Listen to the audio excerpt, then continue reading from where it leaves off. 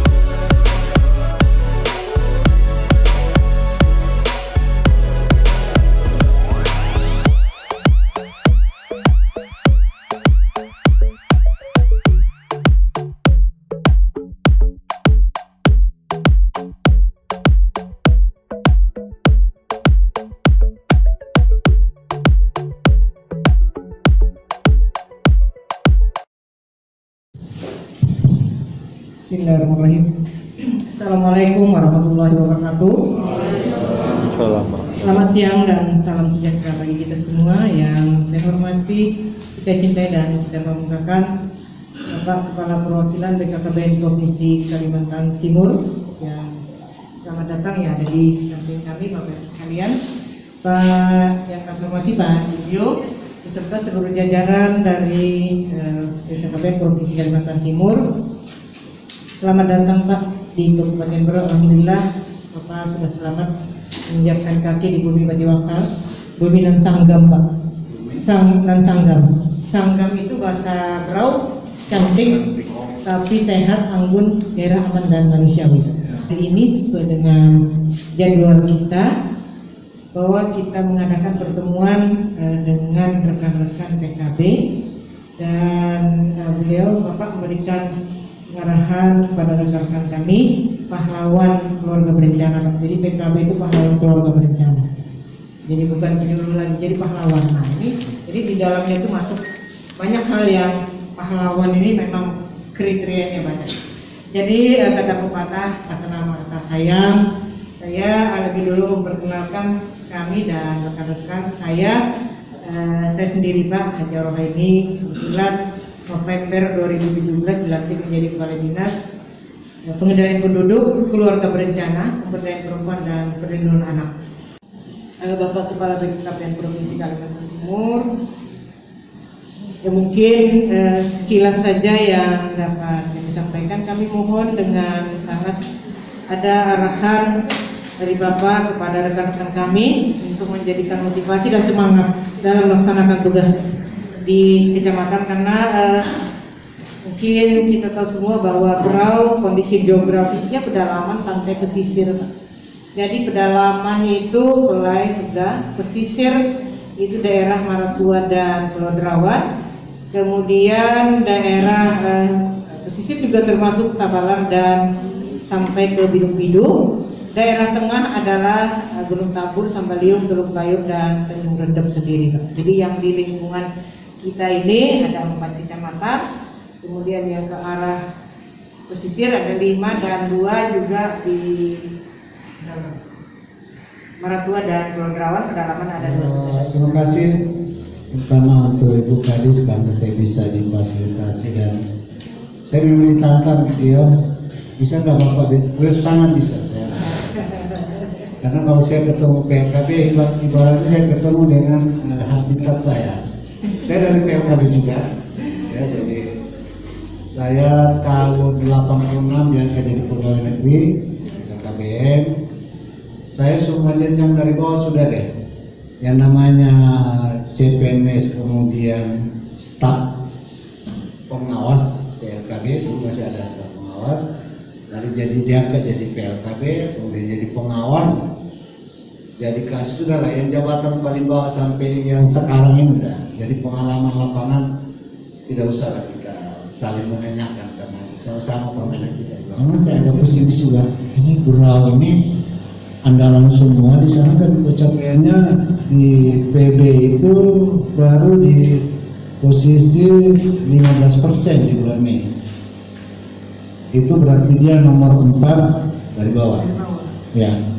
Tapi setelah ini, setelah kegiatan sejuta akseptor, saya malah ternyata ini teman-teman juga perlu ditantang ini rupanya. Saya udah ketemu ini, saya bilang gampang ini penyelesaiannya.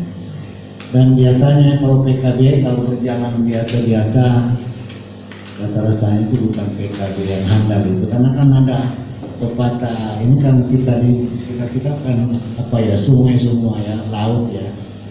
Ada pepatah legendaris mengatakan tidak akan lahir seorang pelaut ulung dari ombak yang kecil, ya kan? Tidak akan hadir seorang PKB handal dari persoalan yang biasa-biasa, makanya harus ditantang. Nah, terbukti nih, begitu dikasih sejuta akseptor, mereka menggelir semua di bawah. Jadi saya punya kesimpulan begini, ternyata selama ini kita masih biasa-biasa di lapangan. Tapi begitu ditantang, kalian ternyata bisa menjadi luar biasa di lapangan. Kita tepuk tangan dulu lah. Ya, apapun yang kita lakukan, endingnya serta KB. Iya. Jadi kalau itu kita lakukan, aman kita. Nah, setiap balai mungkin nanti kita mau tertibkan itu, kami akan buat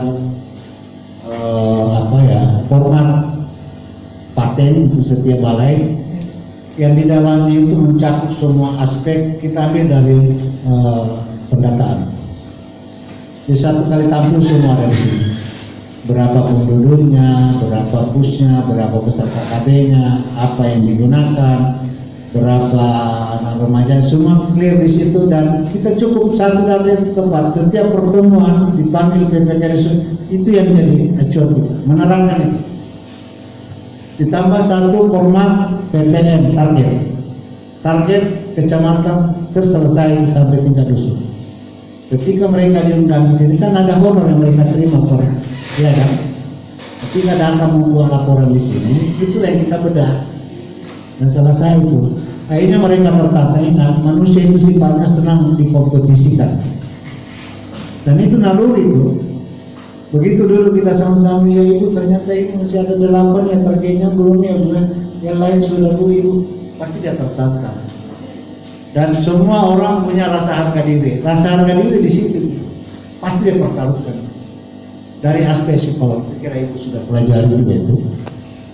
Nah, ini saya minta tolong teman dipukul. Kekuatan kita hanya dengan mitra, ya.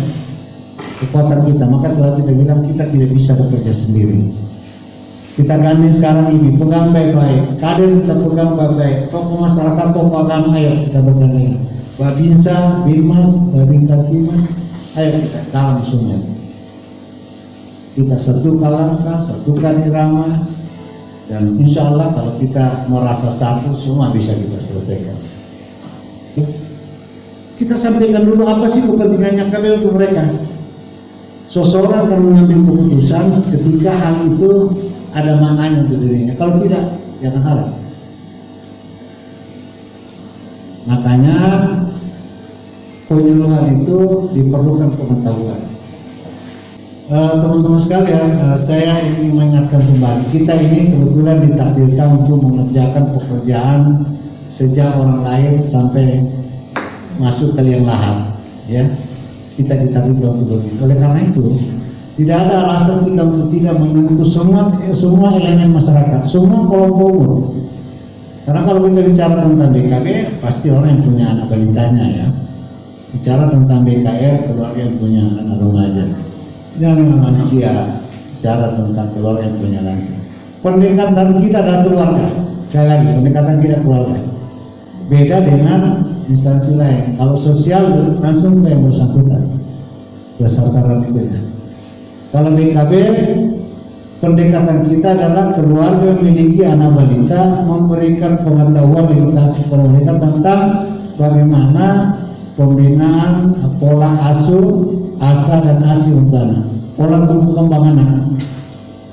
Kalau yang punya remaja, pendekatan kita kalau memberikan pengetahuan pada ibunya atau keluarganya, bagaimana berkomunikasi efektif dengan anak remajanya.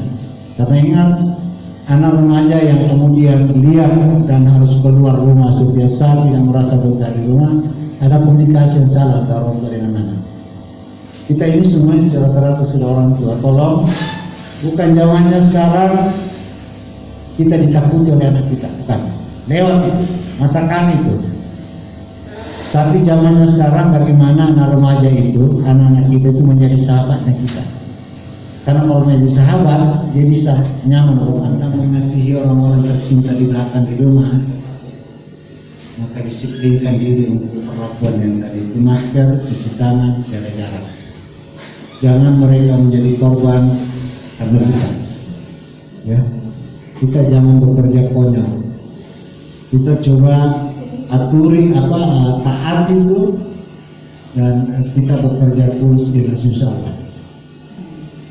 Yakinlah ya bahwa orang yang selalu bekerja dengan ikhlas, Allah akan selalu membukakan jalan dan memudahkan untuk itu. Mungkin paling terakhir sekali, kita terus berbagi kebaikan, karena sekecil apapun kebaikan itu kalau kita berikan kepada orang, suatu saat yang ingin kebaikan itu kembali kepada kita. Saya kira itu, dan mudah-mudahan kita semua bernilai ibadah di sisi Allah Subhanahu Wa Taala. Salam hormat saya untuk keluarga, salam sehat untuk kita semua. Mohon maaf kalau ada yang belum berkenan.